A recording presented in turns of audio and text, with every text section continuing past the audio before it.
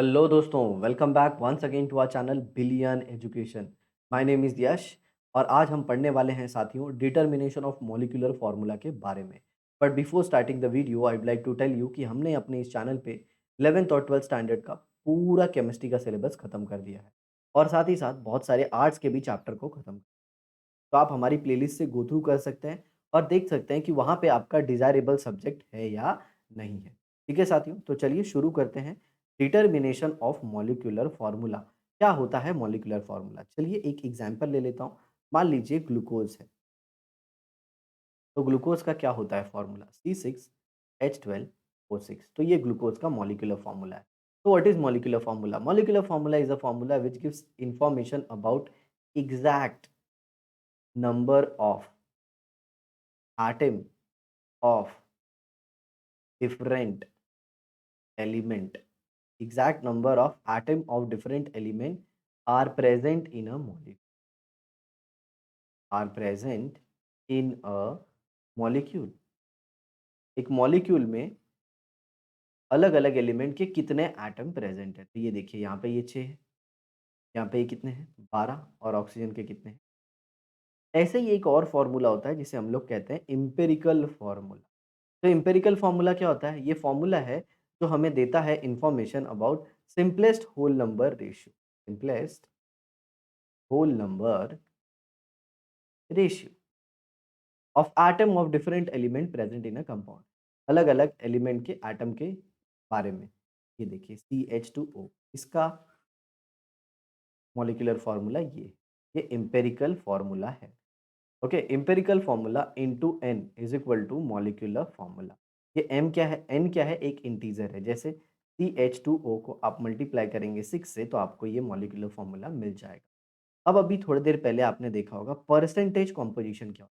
तो मान लीजिए ये एक कंपाउंड है CaCO3। ओके, इसका मॉलिक्यूलर वेट मान लीजिए 100 है।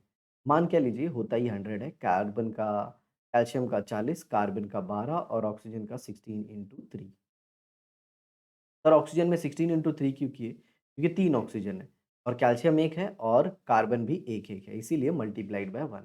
तो 40 + 12 बिकम्स 52, 52 + 48 100। अब इस 100 में कैल्शियम का क्या परसेंट है?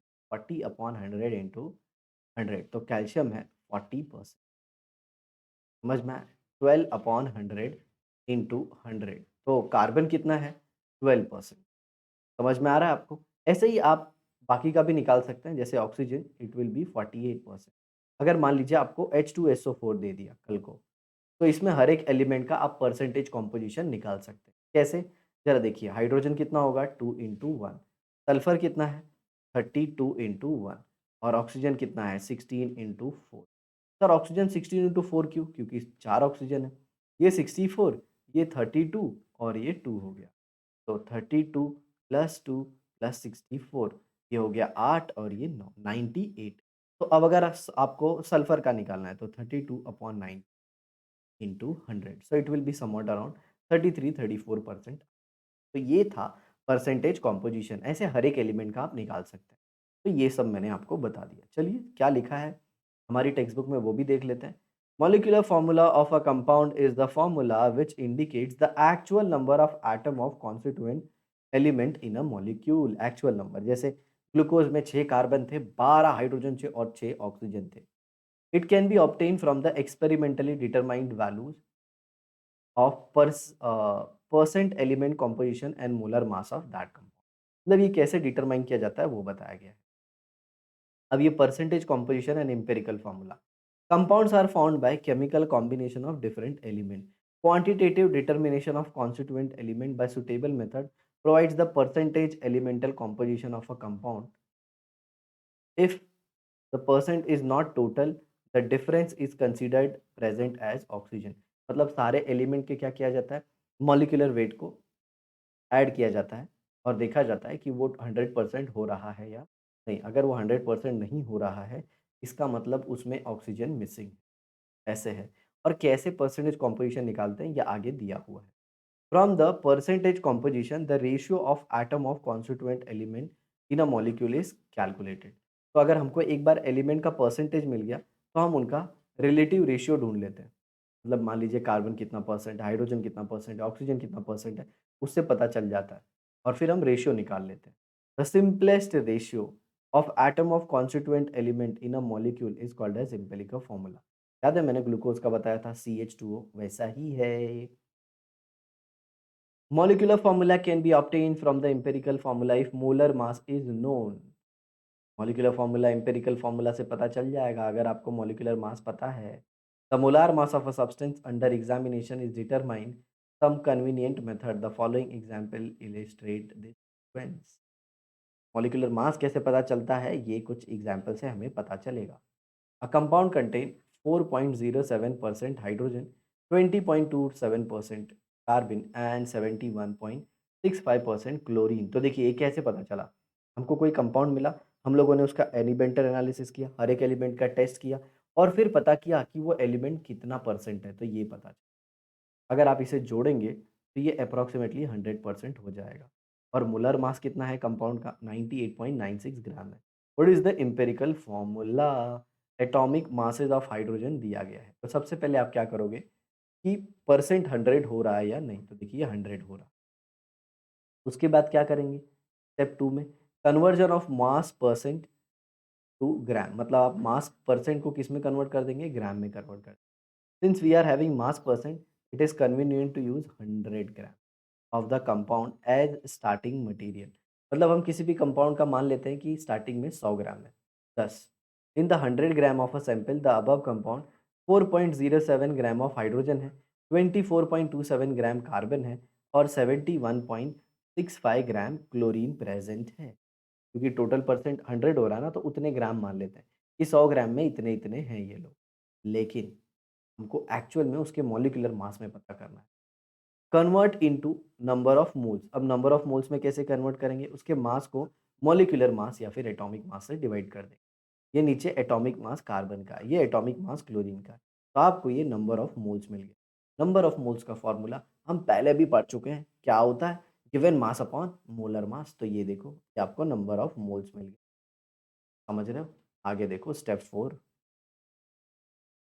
Divide the moles obtained above by smallest value among them. मतलब इसमें क्या करेंगे, ये मोल्स को है ना, सबसे जो छोटा वैल्यू है उससे डिवाइड करेंगे, तो इससे सबको डिवाइड कर देंगे तो हमको उनके बीच का रेशियो मिल जाएगा। तो ये देखो रेशियो क्या मिल गया, 2:1:1। ओके, जब जो सबसे छोटा था पहले वाले को उससे डिवाइड किया, दूसरे वाला छोटा ही था तो छोटे को छोटे से डिवाइड करोगे तो 1 आ जाएगा क्योंकि वही सबसे छोटा है। ऐसे सबका रेशियो आ गया। In the case the ratio are not whole number. अब ज़रा देखिए यहाँ पे तो होल नंबर आया, लेकिन जब होल नंबर ना आए तो एक ऐसे नंबर से मल्टीप्लाई करने का कि वो होल नंबर में कन्वर्ट हो जाए। जैसे कि मान लीजिए आपको रेशियो ऐसे आते हैं 1, 1.5 और 1, तो आप इसको पूरे को 2 से मल्टीप्लाई करिए। तो ये 2 हो जाएगा, ये 3 हो जाएगा, ये 2, देखिए अब होल नंबर रेशियो आ गया। ये बता रहे हैं। स्टेप 5 देखिए क्या दिया है। Right empirical formula bye mentioning the number after writing the symbol of respective element. तो ये देखिए यहाँ पे 2, 1, 1 था। 2 कौन है? हाइड्रोजन। 1 कौन है? Carbon, carbon. तो ये देखिए 1 कार्बन 1, ये एम्पिरिकल फ़ॉर्मूला आ गया। अब देखिए मॉलिक्यूलर फ़ॉर्मूला कैसे पता करेंगे? तो डिटरमाइन एम्पिरिकल फ़ॉर्मूला मास। एम्पिरिकल फ़ॉर्मूला मास कैसे? CH2 में कार्बन 12, हाइड्रोजन 2 इंटू इतना और क्लोरीन का इतना, ये एम्पिरिकल फ़ॉर्मूला मास आ गया। Molar mass upon empirical formula mass, ये R का वैल्यू देगा। R या फिर N बोल सकते हो क्योंकि मैंने आपको बोला था empirical formula mass into n is equal to molecular molecular formula mass. अब जरा देखो एन आ गया, एम्पिरिकल फार्मूला मॉलिक्यूलर फार्मूला अपन एम्पिरिकल फार्मूला मास, एन का वैल्यू पता चल गया। अब इसको एम्पिरिकल फार्मूला में मल्टीप्लाई कर दो, तो ये देखो r into empirical formula 2 into this, तो आपके कंपाउंड का मॉलिक्यूलर फार्मूला ये है। बड़ा आसान है। सबसे पहले क्या करना है, हमको सारे एलिमेंट के परसेंट दिए हैं। उस परसेंट को हम लोग को 100 में इमेजिन करके उनके नंबर ऑफ मोल्स को ढूँढ लेना और नंबर ऑफ मोल्स ढूँढ के उसका सिम्पलेस्ट होल नंबर रेशियो ढूँढना है। और सिम्पलेस्ट होल नंबर रेशियो अगर फ्रैक्शन नहीं है तब तो अच्छी बात है। तब क्या करो, उनके एम्पिरिकल फ़ॉर्मूला डिटरमाइन कर लो, उससे मॉलिक्यूलर एम्पिरिकल फ़ॉर्मूला मास डिटरमाइन करो और एम्पिरिकल फ़ॉर्मूला मास पता चल गया तो मॉलिक्यूलर मास दिया होगा, आर का वैल्यू पता करो, आपको मॉलिक्यूलर फ़ॉर्मूला मिल जाएगा। बड़ा ही आसान था ये। आगे देखिए, a compound with molar mass 159 was found to contain 39.62% copper and 20.13% sulphur. देखिए, अब दोनों को जोड़ेंगे ना आप तो 100 नहीं होगा, मतलब बचा हुआ क्या है? ऑक्सीजन है। तो ये देखो इधर फटाफट आप दोनों को जोड़ दो और 100 में से माइनस कर दो। तो ये देखो 40.25% क्या है? ऑक्सीजन है। ओके, मोल्स ऑफ कॉपर क्या होगा? Percent of copper upon atomic weight of copper. ऐसे ही मोल्स ऑफ सल्फर क्या होगा? Percent of sulphur upon atomic weight of sulphur. ऐसे ही ऑक्सीजन का भी निकालो। तो ये देखो आपको सिंपलेस्ट रेशियो मिल जाएगा 1:1:2। क्या किया? जो सबसे छोटा है उससे सबको डिवाइड कर देंगे। ये देखिए, सबसे छोटी वैल्यू को सबसे डिवाइड कर दें। ओके, तो आपको रेशियो कितना मिल गया? 1:1:4। तो ये था आपका एम्पिरिकल फॉर्मूला। अब एम्पिरिकल फॉर्मूला मास पता कर लीजिए। तो एम्पिरिकल फॉर्मूला मास इतना है और molar mass empirical formula mass बराबर हो गए, मतलब n का वैल्यू कितना हो गया? n। n का वैल्यू कितना हो गया? 1। ये n को क्या लेते हैं? r। ये सिंपल एक होल पॉजिटिव होल नंबर होता है। आगे देखिए, chemical reaction and stoichiometric coefficient calculation. Stoichiometry मतलब क्या होता है? देखिए मैं आपको बताऊँ। जैसे एक रिएक्शन ले H2 plus Cl2 gives 2 HCl। तो इनके जो कोएफिशिएंट है ना, ये 1, 1, 2 यही रिप्रेजेंट करते हैं उनका स्टोइशियोमेट्री। स्टोइशियोमेट्री मतलब simple, in what proportion reactant react together to form product. ये स्टोइशियोमेट्री का मतलब। Calculation based on a balance chemical equation are known as stoichiometric calculation. Balanced chemical equation. Balanced chemical equation is a symbolic representation of chemical reaction. It supplies the following information which is useful in solving problem based on chemical equation. मतलब जो balance equation है उससे अपने को पता चलता है कि जो रिएक्टेंट और प्रोडक्ट हैं उनके अंदर मोलर रेशियो का क्या रिलेशन। जैसे इस रिएक्शन में 1:1:2 है। इससे क्या पता चलता है? 1 मोल हाइड्रोजन रिएक्ट करके 2 मोल HCl देता है, 1 मोल क्लोरीन रिएक्ट करके 2 मोल HCl देता है। देखिए पहला, it indicates the number of moles of reactant involved in a chemical reaction and number of moles of product form. तो देखिए यहाँ पे 1 मोल रिएक्टेंट हाइड्रोजन, 1 मोल क्लोरीन, 2 मोल HCl बन गया। ये इन्फॉर्मेशन इसने दे दिया। आगे देखिए, it indicates the relative mass of the reactant and product linked with the chemical change. अब जरा देखिए, 1 मोल हाइड्रोजन मतलब 2 ग्राम, कितना दे रहा है? 2 मोल HCl। 2 मोल HCl मतलब 2 इंटू HCl का 1 का कितना होता है? 35.5 क्लोरीन का हो गया और हाइड्रोजन का वेन मतलब 36.5, मतलब ये कितना हो गया? 72 ग्राम। मतलब 2 ग्राम हाइड्रोजन 72 ग्राम क्या दे देता है? HCl दे देता है। It indicates the relationship between the volume of a gaseous reactant and product. तो देखिए, स्टोइशियोमेट्री से आपको मोल का रेशियो मिल जाता है, वॉल्यूम का रेशियो मिल जाता है, मास का भी रेशियो मिल जाता है। तो आप तीनों निकाल सकते हो। 1:1:2 था, उससे क्या पता चला? 1-1 मोल हो गए तीनों के। अब वॉल्यूम भी आप ले सकते हो क्योंकि तीनों गैसीय स्टेट में थे। आप कैसे लिख सकते हो? H2 plus Cl2 gives 2 HCl। इससे आपको क्या पता चलता है? 1 मोल इसका है तो 1 मोल कितना जगह लेता है? 22.4। इसका भी 1 मोल है तो 22. ये कितना? 2 इंटू 22.4। तो देखिए, ये वॉल्यूम का रेशियो मिल गया। मास का भी रेशियो ले सकते हो। ये 2 ग्राम, ये 70 ग्राम और आपको ये कितना मिल जाएगा? ओए ओए! ये तो गड़बड़ हो ही गए। ओके, तो ये कितना मिल जाएगा HCl? ये मिल जाएगा 2 इंटू, मतलब टोटल अगर लें तो ये 36, 37, 72 ग्राम। ठीक है, क्योंकि क्लोरीन का 35.5 और एक 36.5 इंटू 2। आ गया समझ में? ऐसा।